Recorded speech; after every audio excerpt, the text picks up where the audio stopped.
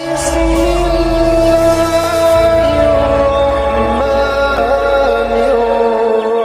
اللہ علیہ وسلم کے وصال ظاہری کے ایام قریب آئے تو حضور نے سرخ پٹی باندھی. تیز بخار ہے نبی کریم کو. 2 صحابہ سہارا دے کے مسجد میں لائے. نبی پاک علیہ السلام کو بظاہر سہارا دے کے لایا گیا. کریم رسول نے لوگوں کو جمع کیا. حضور آج کیا ہونے والا ہے؟ آج کیا کہا جائے گا؟ آج کس لیے میٹنگ بلائی ہے؟ نبی کریم کے کل صحابہ جب مسجد میں جمع ہوئے تو کھچا کھچ مسجد بھری ہے. وصال ظاہری سے چند یوم پہلے کی بات. نبی پاک نے فرمایا آج تمہیں کوئی جہاد کی ترغیب نہیں دینی، آج کوئی نیا پیغام نہیں دینا. آج تمہیں بتانا ہے کہ رب نے اپنے بندے کو اختیار دیا ہے، چاہے تو دنیا میں رہے، چاہے تو اس کی بارگاہ میں حاضر ہو جائے. اس عبد نے بارگاہ ربوبیت کی طرف لوٹنے کا ارادہ کر لیا ہے. حضرت صدیق اکبر رونے لگے تو صحابہ نے کہا تمہیں کیا ہوا؟ کہنے لگے سمجھ نہیں رہے، کسی کی بات نہیں کر رہے، نبی پاک تو اپنی بات فرما رہے ہیں. اس نے جانے کا ارادہ کر لیا.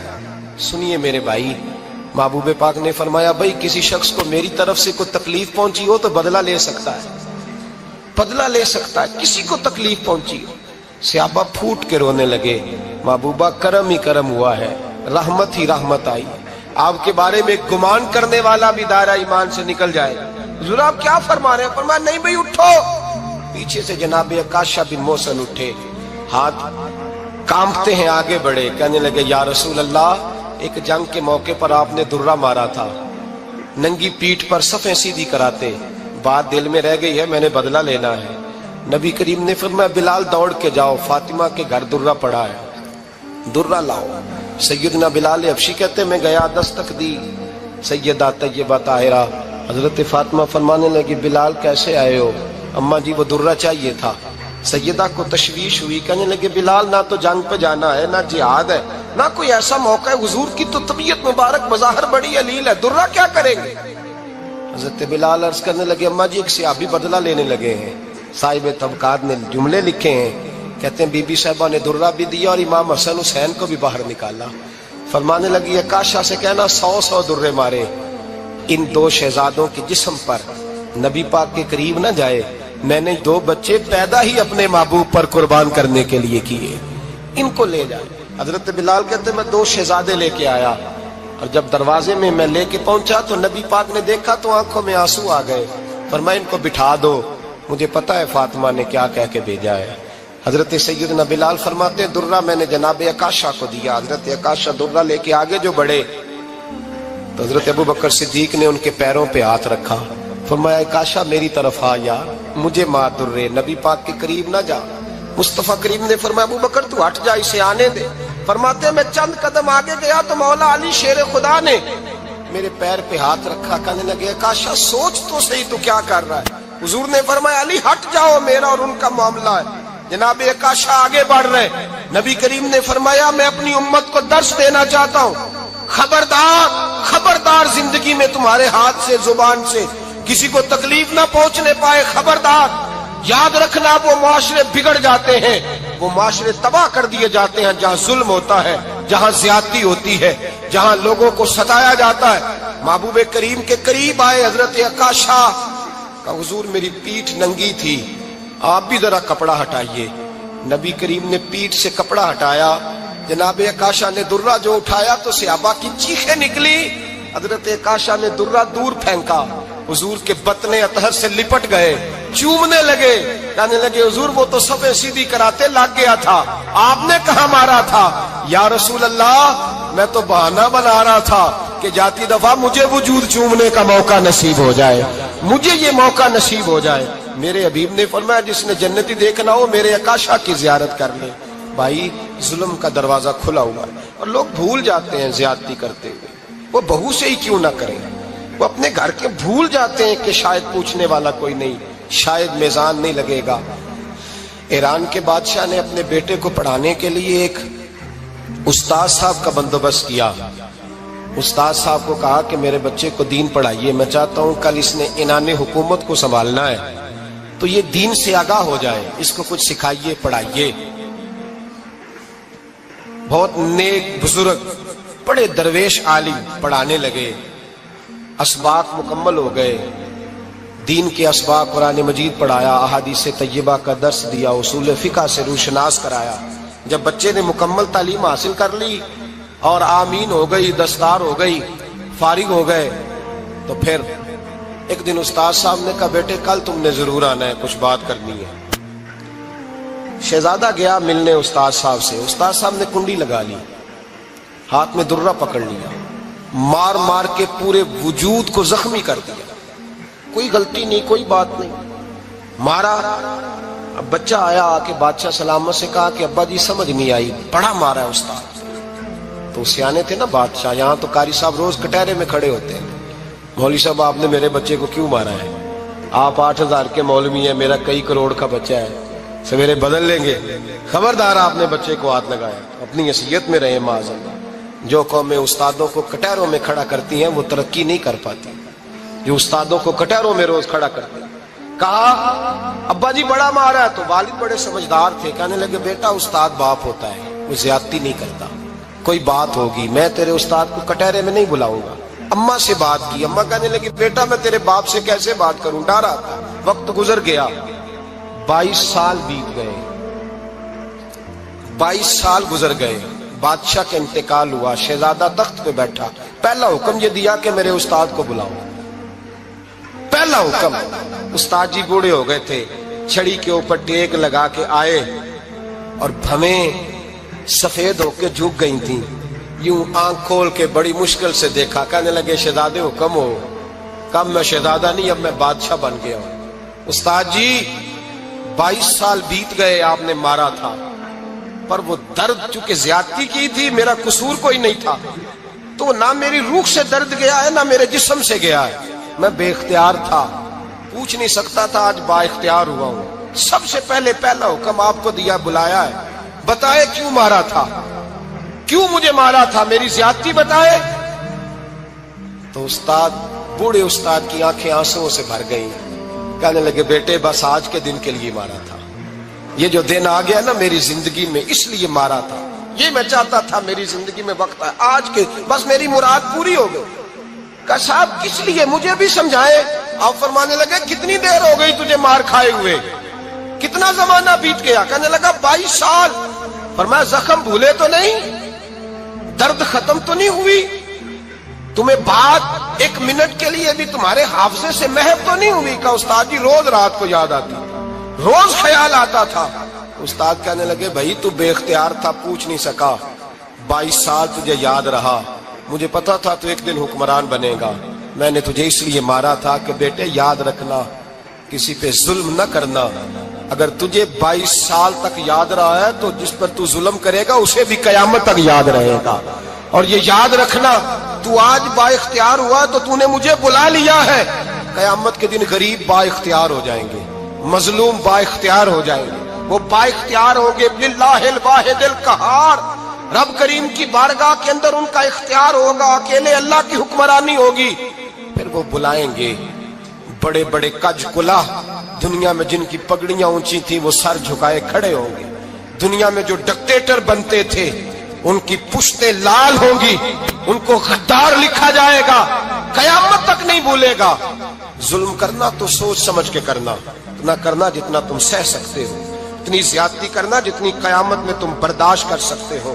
میرے نبی کریم صلی اللہ علیہ وسلم نے فرمایا ظلم سے بچو، یہ قیامت کے اندھیروں میں سے ایک اندھیرا ہوگا، زندگی میں زیادتی نہ کریں، اگر تھوڑی دیر کے لیے کوئی چیز برداشت کر جائیں گے تو وہ فائدہ دے جائے گی، کچھ دیر کے لیے اگر سہ جائیں گے تو نفع مل جائے گا، سہنے کی کوشش کریں لیکن زیادتی نہ کریں، نظر کو، سوچ کو، ذہن کو پاک رکھیں، اور میرے بھائی زندگی پوری ظلم سے بچیں، زیادتی سے بچیں۔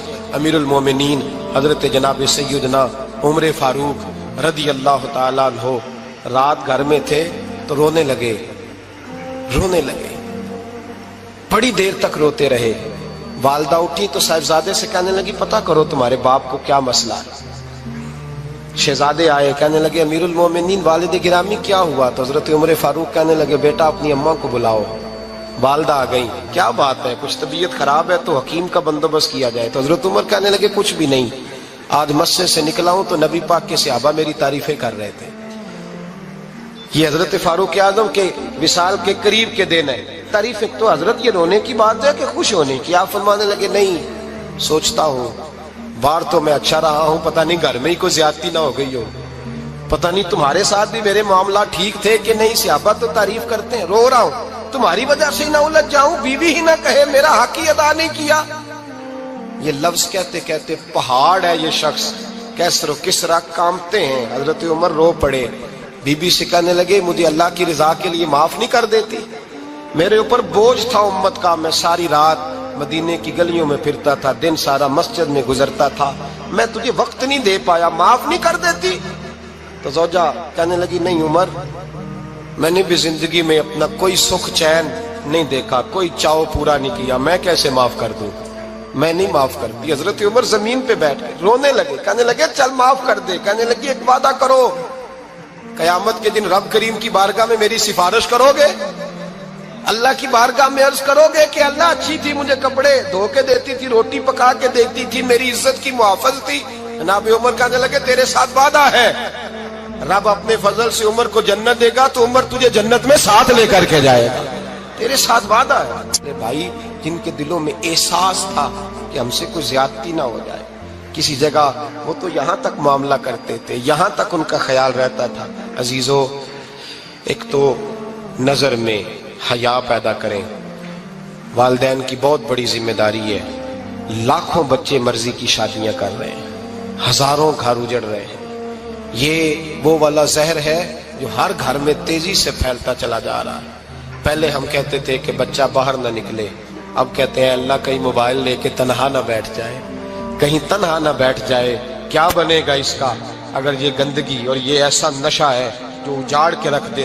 بخاری شریف میں حدیث ہے، قاضی ایاز مالکی رحمۃ اللہ علیہ نے بڑی تفصیل سے لکھی ہے، راوی حضرت انس بن مالک ہیں۔ ایک بندہ بڑی دور سے آیا نبی پاک صلی اللہ علیہ وسلم کی زیارت کے لیے، بڑی دور سے۔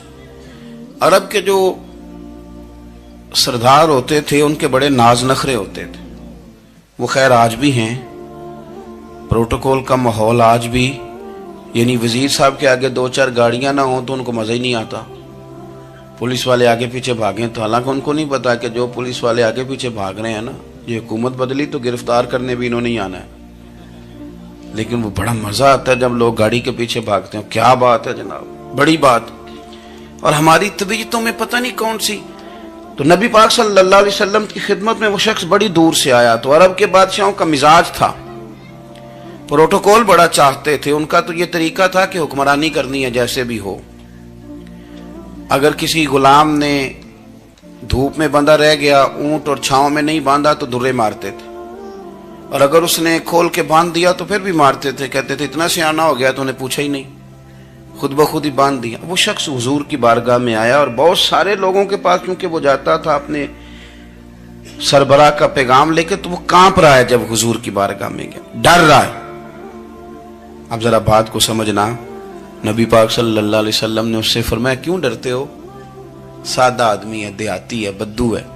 اللہ کے رسول نے تھپ کی دی، کیوں ڈرتے ہو؟ تو کہتے حضور مجھے آداب نہیں آتے اور مجھے ڈر آتا ہے، کوئی بات اگر ایسی ہو گئی، آپ مدینے کی حکومت کے سربراہ ہیں، تو کہیں آپ ناراض نہ ہو جائیں۔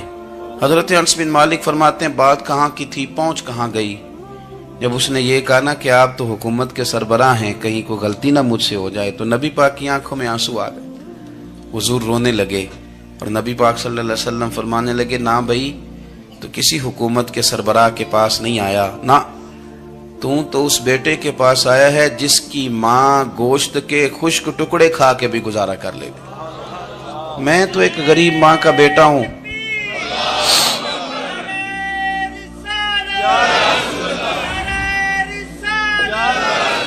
بھائی اگر آپ کا یہ ذوق بن جائے، دیکھو نا آج تو لوگ بھول جاتے ہیں نا، کپڑے بدل لیتے ہیں تو وہ سمجھتے ہیں کہ شاید سارا کچھ ہی بدل گیا، یعنی گاؤں سے آ کر پڑھنے والے بھول ہی گئے ہیں کہ کس کی ماں نے کتنا زیور بیچا تھا۔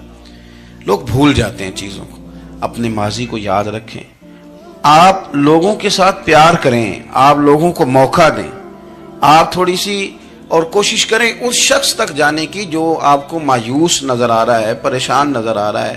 یہ ہمیں میلاد والے محبوب صلی اللہ علیہ وسلم نے درس دی۔ ایک اور پہلو، حضور سید عالم صلی اللہ علیہ وسلم نے، ہمارے ہاں نا ابھی بھی برادری کی تقسیم ہے، ابھی بھی، اور کچھ میں نے ایسے کمزور لوگ بھی دیکھے، یہ اس طرح کی حرکتیں ہارے ہوئے لوگ کرتے ہیں، ہارے ہوئے لوگ جو اپنے آپ کو سمجھتے ہیں کہ میں کوئی بڑا آدمی ہوں۔ بڑا آدمی تو اپنے اخلاق سے ہوتا ہے، اپنے کردار سے ہوتا ہے، اپنی سخاوت سے ہوتا ہے، لوگوں سے پیار کرنے سے ہوتا ہے۔ باقی یہ کہ بیٹھ کے کہانی سنانا کہ میں بڑا کچھ کرتا ہوں، تو جو کچھ کرتا ہوتا ہے اسے سنانے کی کوئی ضرورت ہے؟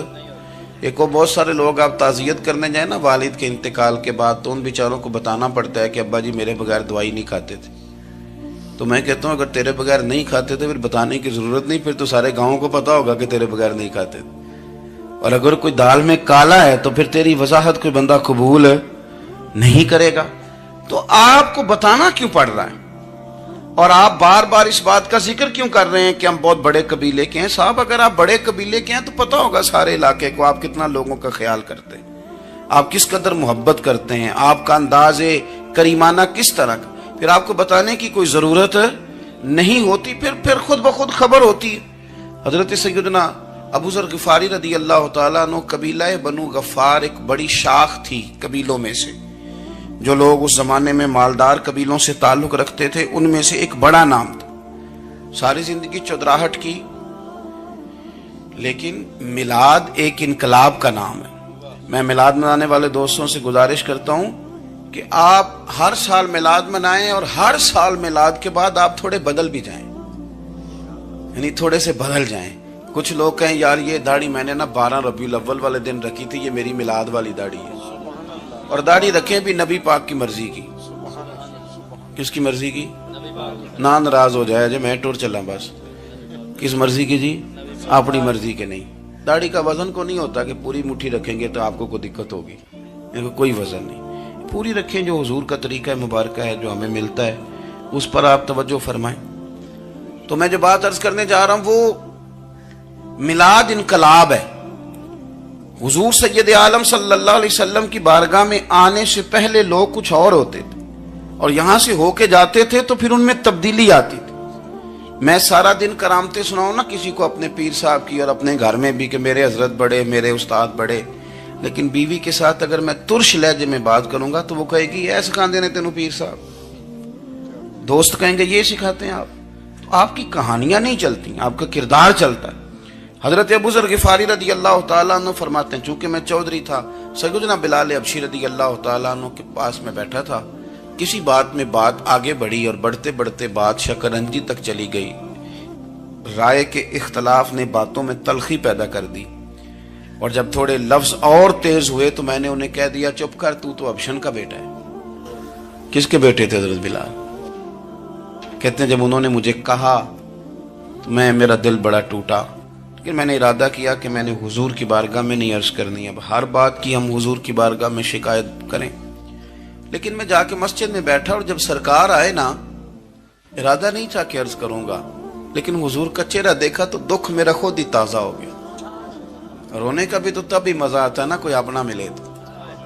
فرماتے ہیں کہ میرے آنسو نہ بغیر اختیار کے چھلک پڑے، اور میں کھل کے روئے، کھل کے۔ قربان جاؤں محبوب کے، بھی حضور نے پاس نہیں بلایا بلکہ نبی پاک اٹھ کے خود میرے پاس آئے اور مجھے کندھوں سے پکڑ کے سینے سے لگایا، اور جب میں کھل کے رو لیا تو حضور میرے آنسو پوچھنے لگے۔ کچھ شعر ایسے ہوتے ہیں جو کسی نے کہے ہوتے ہیں، اور کہنے والا جو ہوتا ہے وہ صاحب حال ہوتا ہے، تو اس میں کچھ خوبصورتی زیادہ ہی ہو جاتی ہے۔ ایک پنجابی کے شاعر ہمارے گجرات میں گزرے، بزرگ تھے، ان کا ایک شعر ہے، وہ کہتے ہیں ایک واری میری آنکھیاں چوں اونا نے اتھرو پونجے سن، ایک واری میری آنکھیاں چوں اونا نے اتھرو پونجے سن، ہن تے چسکا پہ گیا رونے دا۔ ایک واری میری آنکھیاں چوں اونا نے اتھرو پونجے سن، ہن تے چسکا پہ گیا رونے دا، تے ہر ویلے آہو زاری دا۔ تو میں روز رونے لگا ہوں، مزہ ہی بڑا آیا ہے جب سے محبوب نے چپ کرانا شروع کیا۔ میرے عزیز، اور پھر حضرت بلال حبشی رضی اللہ تعالیٰ عنہ چونکہ حضور کے غلام تھے، اور انہیں پتہ تھا کہ سرکار میری ناز برداری کرتے ہیں، حضور نے چپ کرایا۔ فرمایا کیوں روتے ہو؟